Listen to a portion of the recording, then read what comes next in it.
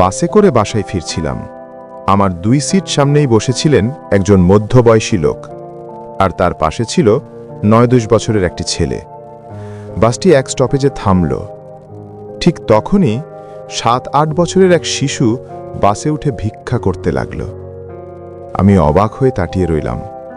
এমন কোমল বয়সে কেউ ভিক্ষা করে ভাবতেই কেমন যেন লাগছিল। এরই মধ্যে দেখি ভদ্রলোকের পাশে বসা ছেলেটি তার বাবাকে বলছে, আব্বু, ওকে আমাদের সাথে নিয়ে চলো না, আজ থেকে ও আমাদের সাথেই থাকবে। বাবা বিস্মিত হলেন, মৃদু হেসে বললেন, এই ছেলে, এসব কথা বলিস না। তখনই ছেলেটি একটু অভিমান নিয়ে বলল, নেবে না ওকে? তাহলে আমিও আজ থেকে ভিক্ষা করব, তখন দেখব তুমি কি করো। বাবা হতভম্ব, সে কি? তুই কেন ভিক্ষা করবি? ছেলেটি উত্তর দিল, আমি ভিক্ষা করলে তোমার খারাপ লাগবে, তাই না? কিন্তু এই ছেলেটা ভিক্ষা করলে তোমার খারাপ লাগবে না কেন? শুধু এই জন্য যে সে তোমার ছেলে নয়? এই কথাগুলো শুনে সবাই চুপ।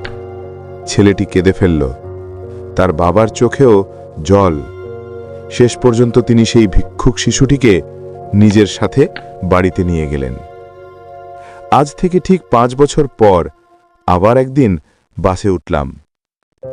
চেনা মুখ, একই ভদ্রলোক, আর তার পাশে বসা একটি কিশোর।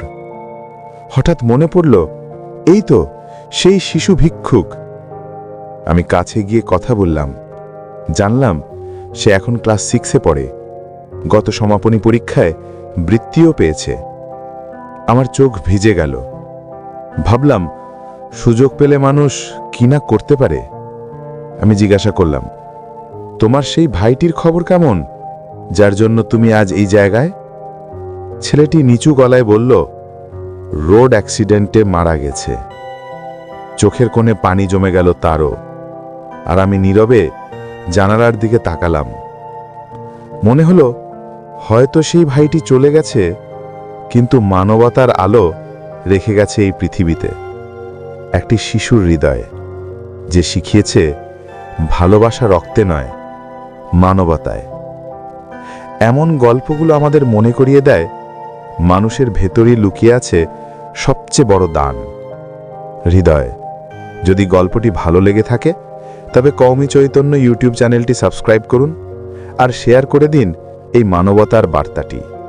প্রত্যেক হৃদয়ে ছড়িয়ে যাক ভালোবাসা।